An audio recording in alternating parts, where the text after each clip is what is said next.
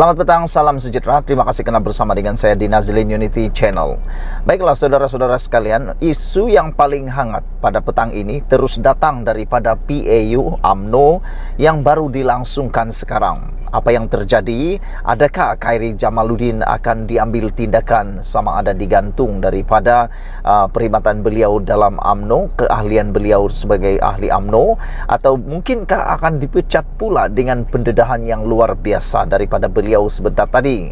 Yang menariknya, Zahid kata lembaga disiplin UMNO akan meneliti dakwaan Khairy Jamaluddin. Wah, apa dakwaan Khairy Jamaluddin ini sehingga Khairy Jamaluddin dikaitkan dengan lembaga disiplin UMNO? Wow, ini makin panas saudara sekalian. Presiden UMNO Ahmad Zahid Hamidi berkata, lembaga disiplin akan membincangkan dakwaan yang dibuat bekas Menteri Kesihatan Khairy Jamaluddin yang mengaitkan parti itu dengan pengundi hantu menjelang undian usul petang tadi. Wow. Siapa undi hantu? Siapa undi hantu yang dikatakan oleh Khairy Jamaluddin menjelang undian usul pada petang tadi? Bukankah ini satu perkara yang memang menarik? Bukankah ini perkara yang paling panas? Bercakap kepada media di akhir persidangan Agung UMNO di Kuala Lumpur hari ini, kata Ahmad Zahid, dakwaan Khairy adalah tidak berasas kerana pihak pengurusan memastikan hanya individu yang memiliki PAS dibenarkan memasuki Dewan Merdeka. Mana boleh masuk kalau tidak ada kad ini, sambil menunjukkan kad PAS yang dipakainya.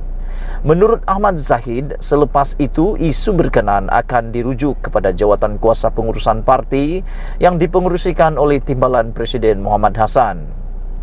Terdahulu, Ketua UMNO Sungai Besar Jamal Mat Yunus memberitahu dia akan mengemukakan aduan terhadap Khairy kerana menuduh terdapat cubaan untuk membawa masuk pengundi hantu bagi meluluskan usul agar dua jawatan tertinggi parti itu tidak dipertandingkan. Ini memang hangatlah. Rupa-rupanya bukan hanya isu pengundi hantu ini muncul dalam PRU, PRN, tetapi juga dalam pengundian di UMNO. Tapi persoalannya, sejauh mana memang ada pengundi hantu? Macam mana pengundi hantu ini boleh masuk, kata Zahid Hamidi, sedangkan yang boleh masuk hanya ada PAS? Adakah ada yang menjual PAS?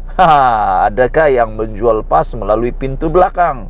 Rupa-rupanya bukan kerajaan saja sekarang ini ada pintu belakang, tetapi mungkinkah ada orang mengedarkan kad PAS itu secara pintu belakang? Ini yang menjadi tanda tanya dan perlu disiasat sebaik-baiknya dengan teliti oleh pihak UMNO. Jamal berkata aduan itu dibuat bagi membolehkan lembaga disiplin parti mengambil tindakan tegas terhadap Khairy Jamaluddin. Saya akan membuat aduan rasmi kepada lembaga disiplin supaya tindakan boleh diambil, dan saya berharap Khairy boleh digantung daripada menjadi ahli UMNO, kata beliau. Waduh, ini memang paling sedih lah. Kalau Khairy Jamaluddin digantung keahlian UMNO, memang parah betul sudahlah UMNO ini, saya tengok. Kerana kenyataannya sangat memalukan UMNO, kata Jamal Yunus. Dan saya sendiri sebagai Ketua Bahagian Sungai Besar merasakan kenyataan tersebut aib, dan seluruh ahli UMNO bila saya berada di Dewan Merdeka tak puas hati dengan kenyataan Khairy, katanya dalam sidang media di Pusat Dagangan Dunia di Kuala Lumpur sempena Perhimpunan Agung UMNO PAU 2022 hari ini. Terdahulu, Khairy dilaporkan mendakwa ada cubaan untuk membawa masuk pengundi hantu hari ini bagi meluluskan usul tambahan agar dua jawatan tertinggi parti itu tidak dipertandingkan.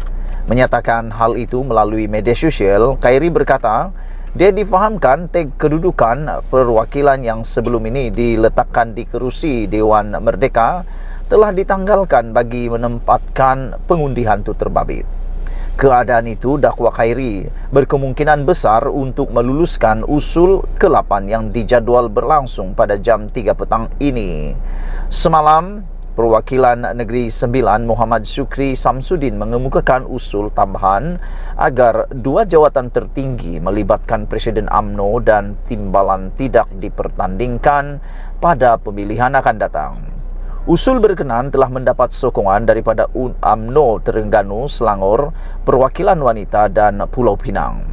Bagaimanapun, Ketua Penerangan UMNO Isham Jalil menegaskan dakwaan dibuat Khairi adalah fitnah dan tiada sebarang perwakilan import dibawa masuk ke Dewan Merdeka. Saudara-saudara sekalian, yang lebih mengejutkan kita semua ialah disahkan hari ini sah bahawa tiada pertandingan untuk jawatan presiden dan timbalan. Ikuti terus ulasan ini selepas ini. Selamat malam, salam sejahtera. Ini satu berita yang paling mengejutkan dunia politik di Malaysia, yaitu disahkan daripada Perhimpunan Agung UMNO sah tiada pertandingan untuk jawatan presiden dan timbalan presiden. Wah, diucapkan tahniah sabas kepada Zahid Hamidi dan juga Tokmat. Tetapi yang menjadi isu besar di seluruh Malaysia sekarang ini juga berkaitan dengan isu kelulusan ini. Dan banyak netizen mengatakan di dalam ruang media sosial, mereka kata hari ini adalah tarik di mana UMNO mula terkubur atau UMNO sudah pun dikubur. Besok adalah tarik UMNO akan menerima batu nisan, kata mereka.